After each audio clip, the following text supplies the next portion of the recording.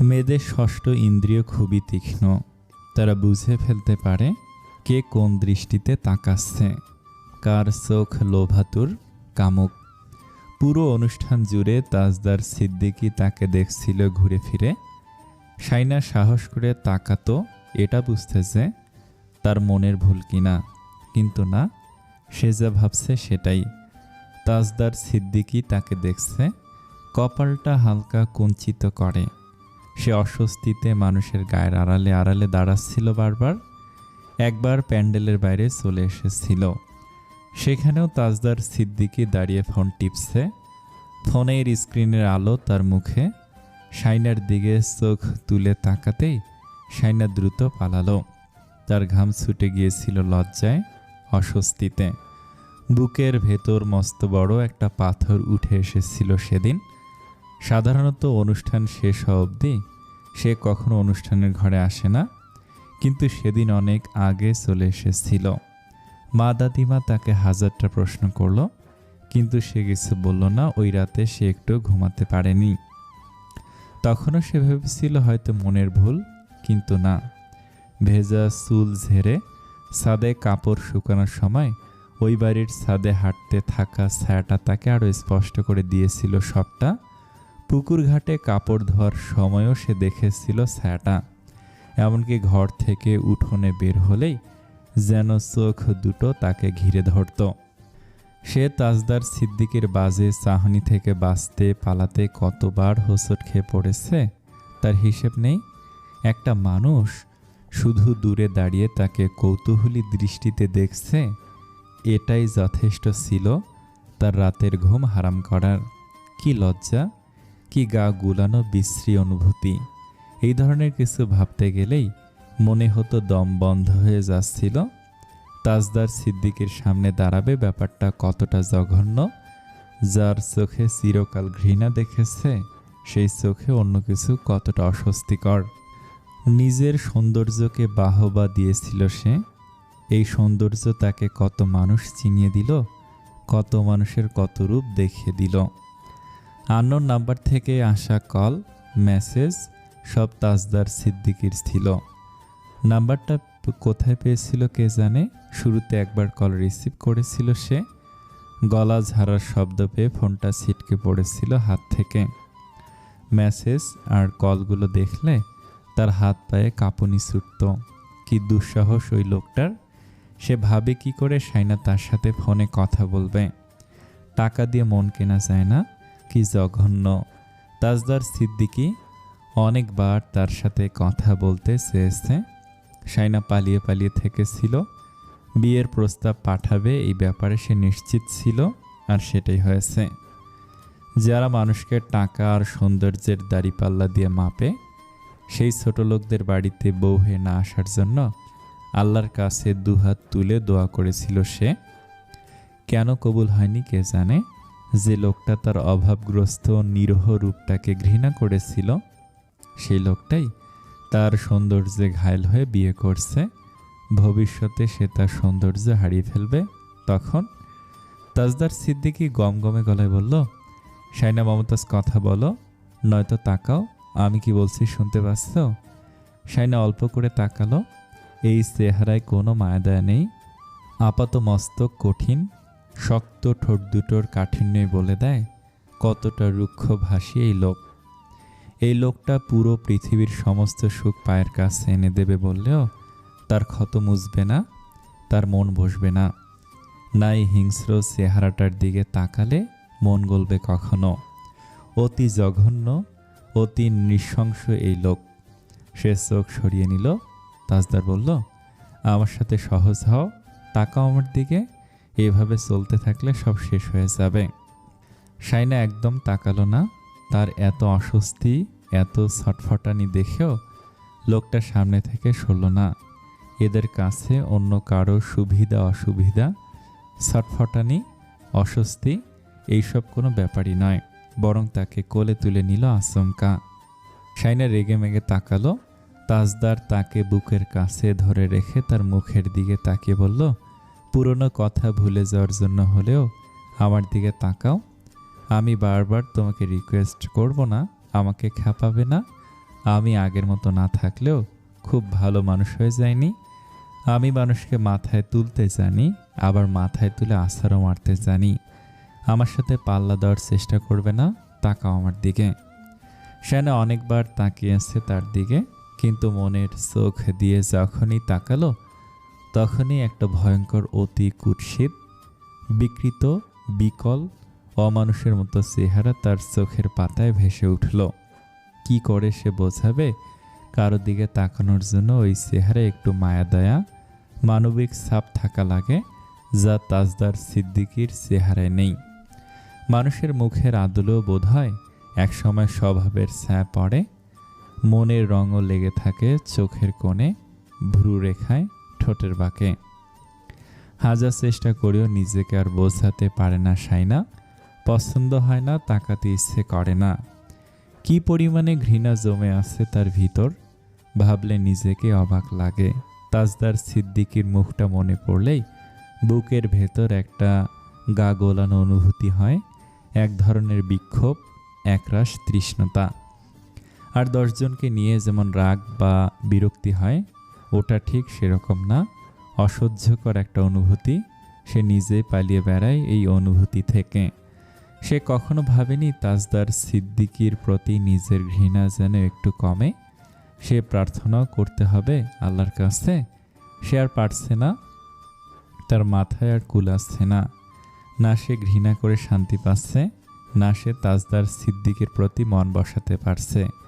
মাঝপথে দাঁড়িয়ে নিজের এই অসহায়তা, দ্বন্দ্ব, সব কিছুর প্রতি বিরক্ত হয়ে উঠেছে সে নিজেই।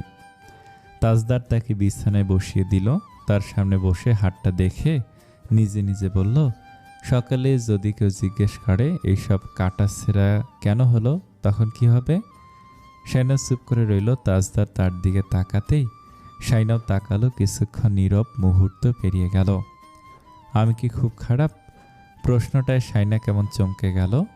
সে ইচ্ছে করে উত্তর দিল না। তাজদার কঠোরভাবে বলল, আনসার মি। তুমি আমার সাথে মন খুলে কথা না বললে সহজ হবে কিভাবে? কথা বলছো না, তাকাচ্ছ না, কাছে থাকতে দিচ্ছ না, আগেও পালিয়ে পালিয়ে থেকেছ। সমস্যা কি বলবে? তোমার কোনো ধারণা আছে তোমাকে বিয়ে করতে গিয়ে আমাকে কত কিছু ফেস করতে হয়েছে? তুমি এরকম করতে থাকলে সবাই আরও পেয়ে বসবে আমাকে, কারণ আমি তোমাকে পছন্দ করে বিয়ে করেছি। তুমি এক্স্যাক্টলি চাইছোটা কি? আমার মান সম্মান শেষ করার পায়তারা করছো? শায়না তার চোখে চোখ রাখল, এক নিঃশ্বাসে বলল, কিন্তু আমি আপনাকে পছন্দ করি না। আপনার স্পর্শ তো বহুদূর, আপনার ছায়াকেও আমি ভয় পাই। আমি হয়তো দেখাই না, কিন্তু আমি সত্যি ভয় পাই। এই যে আপনি আমাকে ধরছেন, এতে আমার গা গুলিয়ে আসে। অহংকারী চেহারাটাতে আমি আমার জন্য নিখাত কিছু দেখিনি। কথাগুলো বলার সময় শাইনার গলা কাঁপছে, হাতের আঙুল পা কেমন টান টান হয়ে উঠেছে। আপনি আমার সামনে বসে আছেন এটা ভাবতেই আমার কেমন জানি লাগে। আপনি আমার গায়ের ওপর নিঃশ্বাস ফেলবেন না, আপনি বাজেভাবে তাকান, আপনাকে আমার ভালো লোক মনে হয় না। তাজদার সিদ্দিকী বলল, আমি সব সময় তোমার দিকে বাজেভাবেই তাকাবো, প্রমিস। শাইনা দাঁত চিপিয়ে নিজেকে সরিয়ে বলল, বখাটে। Yes I am. শাইনা শুয়ে পড়ল বিছানায়, গায়ে আঁচলটা জড়িয়ে নিতে নিতে বলল, আপনার চেহারাটা আমি সহ্য করতে পারি না। এটা আমার দোষ নয়, আপনার চেহারার দোষ। তাজদার এক ঝটকায় তাকে নিজের দিকে ফিরিয়ে এনে তার মুখের ওপর ঝুঁকে পড়ে বলল, দোষ তোমার চোখের। আমি সুন্দর, তুমি মনের চোখ খুলে দেখো। শাইনা অবাক চোখে তাকে বলল, আপনার পিরিতি দেখে তো আমি অবাক হচ্ছি। মনে এত প্রেমের বাতাস লাগলো কবে থেকে? বাপরে বাপ, সিনেমাকেও হার মানাচ্ছে সব। তাজদার বলল, আমি বিয়ে করেছি বলে ঠেকাই পড়িনি, তোমাকে আমি বিয়ে করেছি এটাই বেশি। আপনি আমার মতো ভালো জীবনসঙ্গী পেয়েছেন এটাই বেশি। বলেই শাইনা সরিয়ে দিল শক্তপোক্ত শরীরটাকে। কথায় কথায় গায়ের ওপর উঠে আসে, বাজেভাবে ছুঁয়ে দেয়, বেয়াদব। তাজদার সিদ্দিকী এত অপমান সর মতো লোক নয়। চোটপাট দেখে দরজা খুলে হনহনিয়ে বেরিয়ে যাচ্ছিল। শাইনা বলল, ইগো খুব ব্যথা পেয়েছে। দরজা খুলে গেছে ততক্ষণে তাজদার সিদ্দিকী থেমে গেল দরজা একটা ধরে রেখে।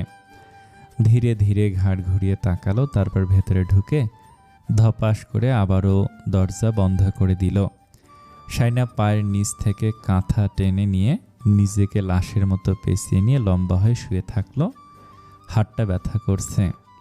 তাজদার সিদ্দিকী বিছানার পাশে দাঁড়িয়ে হতাশ হয়ে বলল, লাশের সাথে সংসার। শাইনার হাতের কাটা ছেঁড়া দেখে আনোয়ারা বেগম কপাল কুঁচকে ফেললেন। মুখ গম্ভীর করে জিজ্ঞেস করলেন, হাতে কি হয়েছে? শাইনা মাথা নিচু করে ধরা গলায় বলল, কাল চুরি পড়ছিলাম, ভেঙে গিয়ে কাঁচ বিঁধে গেছে। আনোয়ারা বেগম সহজে বিশ্বাস করে ফেললেন। মুখ নরম করে জানতে চাইলেন, তাজ কিছু দেয়নি রাতে? চেইন দিয়েছে।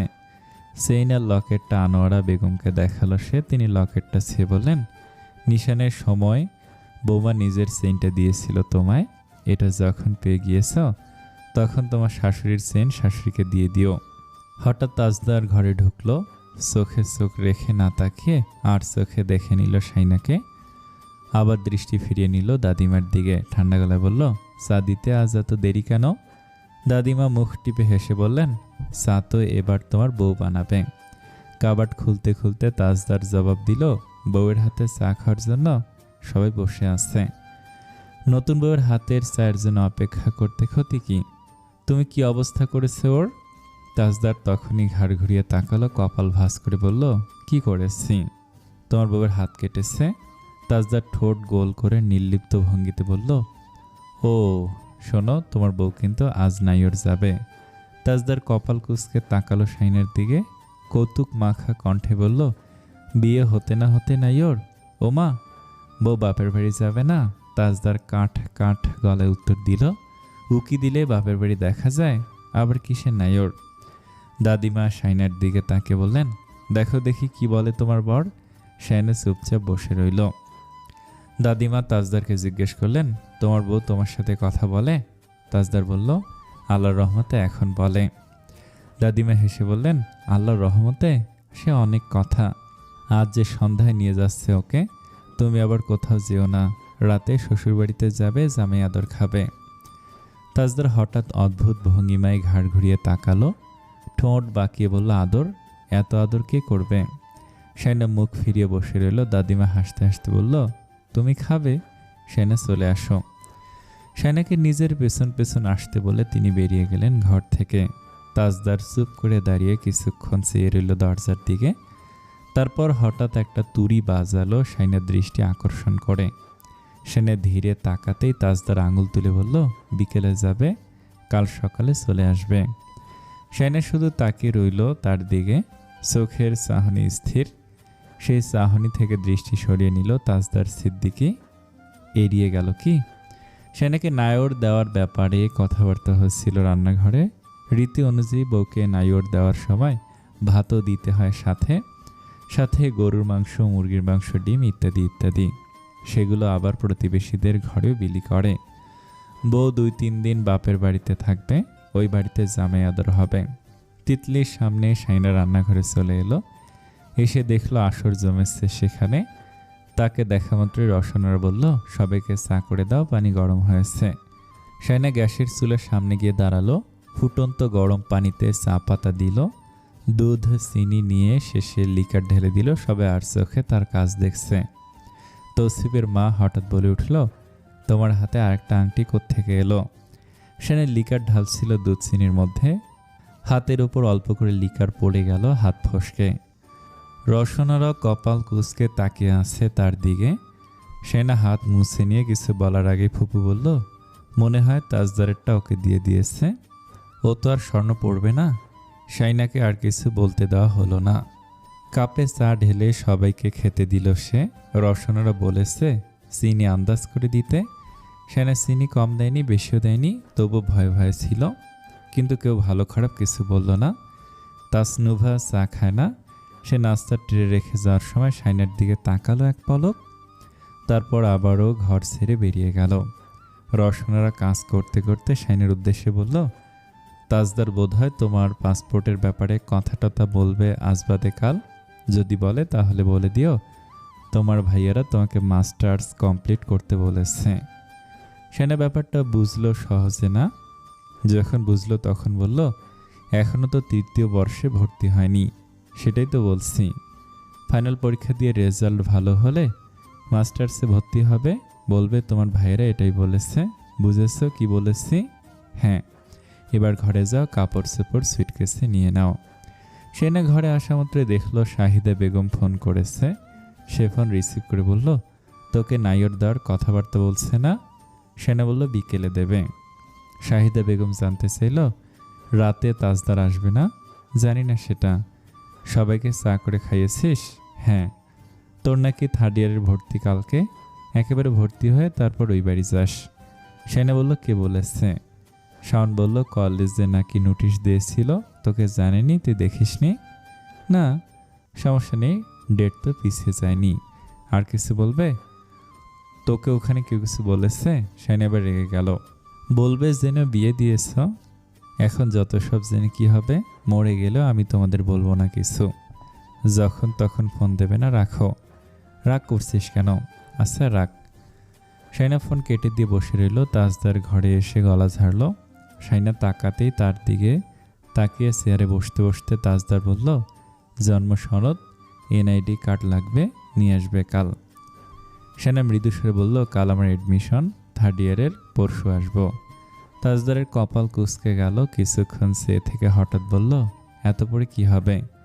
সেনা তার সাথে তর্কে গেল না। তাজদার তার উত্তর না পেয়ে তুড়ি বাজালো। ও হ্যালো। সেনা সুটকেস গোছাতে গোছাতে বলল, মাস্টার্স করার ইচ্ছে আছে আমার।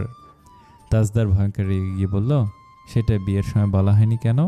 আর কোনো পড়াশোনার দরকার নেই। শাইনা অবাক চোখে তার দিকে তাকিয়ে বলল, বিয়ের সময় আমাকে বলা হয়েছে পড়াশোনা করতে দেয়া হবে।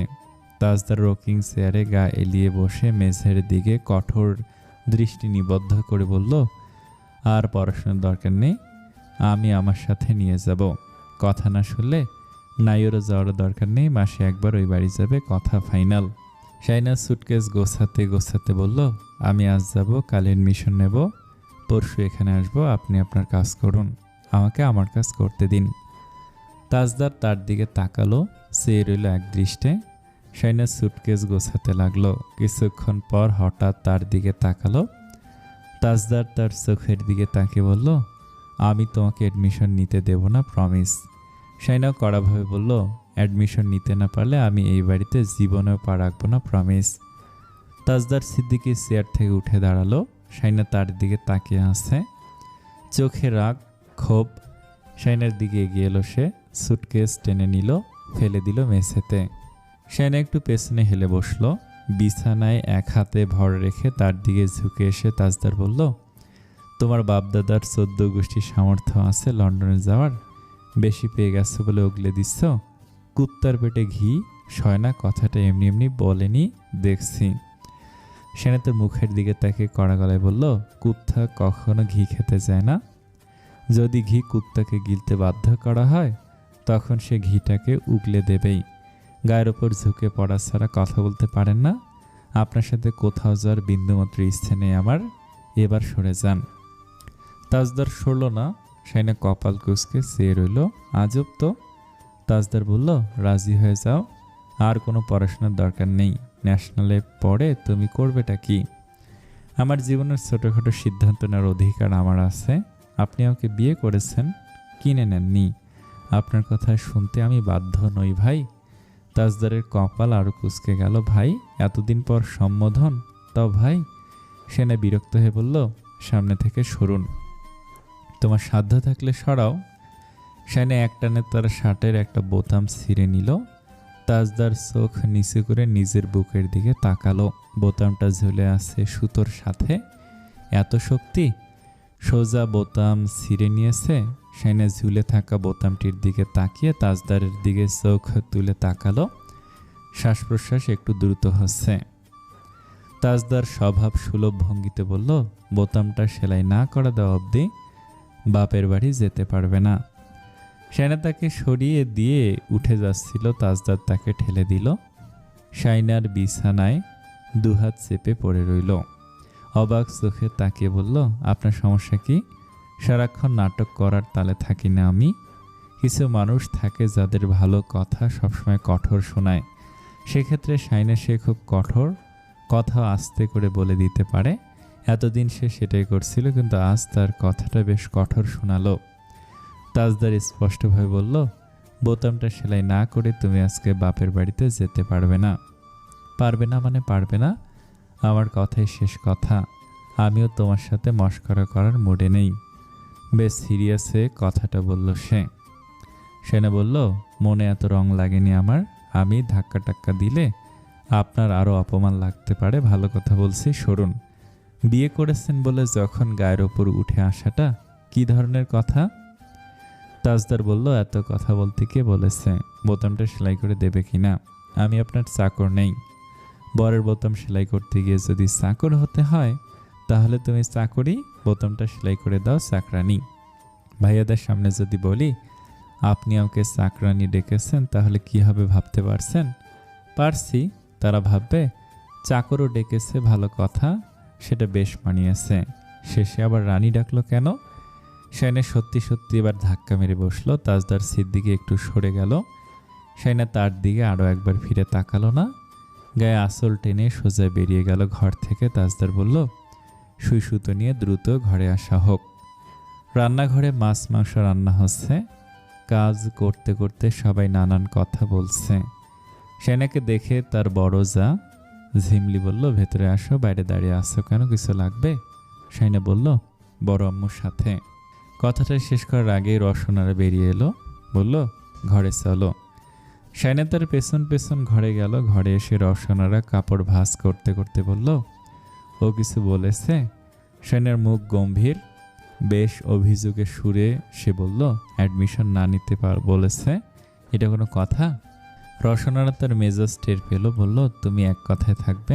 শাইনা রীতিমতো তিক্ত বিরক্ত। এত বড় একটা কথা শুনে বড় আম্মুর চোখে মুখে কোনো বিষয় নেই। তাকে পড়াশোনা করতে দেবে না জানলে সে দরকার পড়লে বাবা মা ভাই বোন সবার মুখে চুনকালি লাগিয়ে হলেও বিয়েটা ভাঙতো, দরকার পড়লে পালাতো। যদিও অসম্ভব ছিল, কিছু সে চেষ্টাটা অন্তত করত। তাজদার সিদ্দিকী রীতিমতো তাকে কন্ট্রোলে নেওয়ার চেষ্টা করছে, তার জীবনের ছোট বড় সিদ্ধান্তগুলো নেওয়ার চেষ্টা করছে। এটা কি ধরনের স্বামীর অধিকার ফলাচ্ছে সে? তার বাবা অল্প পড়াশোনা জানা পুরুষ মানুষ, কিন্তু মায়ের সমস্ত ইচ্ছা অনিচ্ছাকে প্রাধান্য দিত।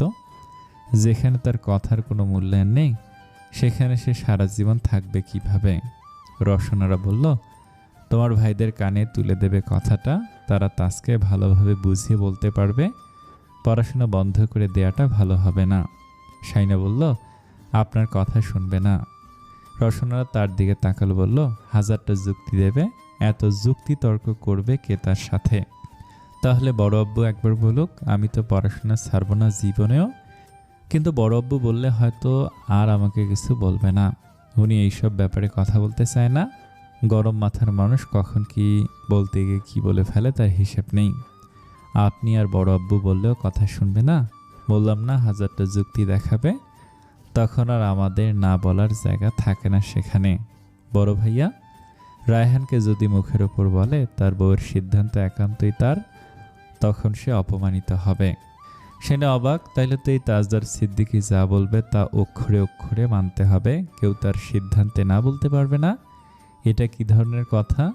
তার সব কথাকে প্রশ্রয় দিয়ে এরা অমানুষ বানিয়ে ফেলেছে। সে না একের পর এক আশ্চর্য হচ্ছে। তার উপরে কোনো কথা বলা যাবে না মানে? রোজগার ভালো না হলে এত দম্ভ, এত আধিপত্য থাকতো তার? চাকরির গরমে মা বাবার কথা শোনে না? অবশ্য আগেও এমন ছিল, এখন আরও বেড়েছে। শাইনা দরকার পড়লে মরে যাবে, সবার কথা শুনে তবুও সে পড়াশোনা ছাড়বে না।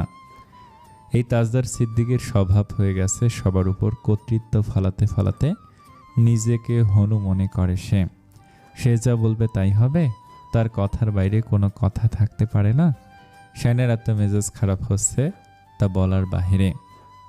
কথায় কথায় টাকার বাহাদুরি করা সস্তা মানসিকতার লোকটার প্রতি তার মনে জীবনে শ্রদ্ধা আসবে না। রসনারা আশ্বাস দিয়ে বলল, আমি তারপরও বলবো, দেখি কি বলে। তুমি এক কথায় থাকবে, পড়াশোনা ছাড়া যাবে না। সেনা ঘরে আসতেই তাজদার তার হাত শক্ত করে তার সামনে তুলে ধরে হাতের তালুতে তার শার্টটা দিল, তারপর কোমরে সুই ফুটিয়ে দিল। সেনা ব্যথা পেল, কোমরে হাত চেপে ধরে রেগে তাকালো মেজাজ তুঙ্গে। এই সুতো তার হাতে তুলে দিয়ে তাজদার বলল, সুই সুতো তার হাতে তুলে দিয়ে তাজদার বলল, বোতামটা সেলাই করে দাও। যেন সে হুকুম করছে শাইনাকে। শাইনা শার্টটা বিছানায় ছুঁড়ে মারলো জোরে। শুয়ে ছুঁড়ে মেরে চোখ রাঙিয়ে বলল, সুই ফোটালেন কেন? আগে জবাব দিন। মগের মুল্লুক নাকি? যান এখান থেকে, সেলাই না ধোলাই করে দেব। তাজদার শার্টটা নিয়ে এলো, শাইনার গলায় ঝুলিয়ে দিয়ে বলল, শেষবারের মতো বলছি, সেলাই করে দাও। ফিরে এসে যদি দেখি সেলাই করনি, তাহলে তোমাকে আমি খাইছি বলে ঘর থেকে বেরিয়ে গেল। শাইনা শার্টটা নিয়ে বিছানায় বসলো। তাজদার ফিরে এলো 40 মিনিট পরে। শাইনা তার দিকে শার্ট বাড়িয়ে দিল। তাজদার শার্টটা তার মুখের উপর ঝেড়ে বলল, নো থ্যাঙ্কস। শাইনা নিজের বোরকা হিজাব বের করে রাখলো। তাজদার টি শার্ট খুলে শার্টটা গায়ে জড়ালো। শাইনা একবার ঘাড় ফিরিয়ে তার দিকে তাকালো। তাজদার আয়নার দিকে তাকিয়ে চুল ঠিক করতে করতে বলল, লুকিয়ে দেখা পাপ। শাইনা আবারও ফিরে গেল। তাজদার শার্ট গায়ে দেওয়ার পর খেয়াল করলো একটাও বোতামও নেই। সে চট করে শাইনার দিকে ফিরে তাকালো। শাইনা আয়নার সামনে গিয়ে দাঁড়িয়ে ঠোঁটে লিপস্টিক দিতে দিতে তাজদারের দিকে ফিরল। ঠোঁটের কোনায় তির্যক হাসি। তাজদার সিদ্দিকির ওপর গাদ্দারি ভাবা যায়। শাইনা পাশ কেটে চলে যাচ্ছিল। তাজদার তাকে টেনে এনে নিজের সাথে চেপে ধরল। তার খালি বুকে শাইনার মুখ চেপে গেল। শাইনা ছটফটিয়ে উঠল। তাজদার তার মাথা চেপে ধরে রেখে বলল, টিট ফর ট্যাট। শাইনার সাথে সাথে হাসি দিল জোরে। তাজদার এক ঝটকায় বহু দূরে নিজের বুকের দিকে তাকে বলল, হোয়াট দ্য হেল, কি এসব? শাইনা ঠোঁট বাঁকে আঞ্চলিক ভাষায় বলল, নাকর সিন, সর্দি থেকে এক কাঠি উপরে, কেমন লাগলো? তাজদার বলল, সি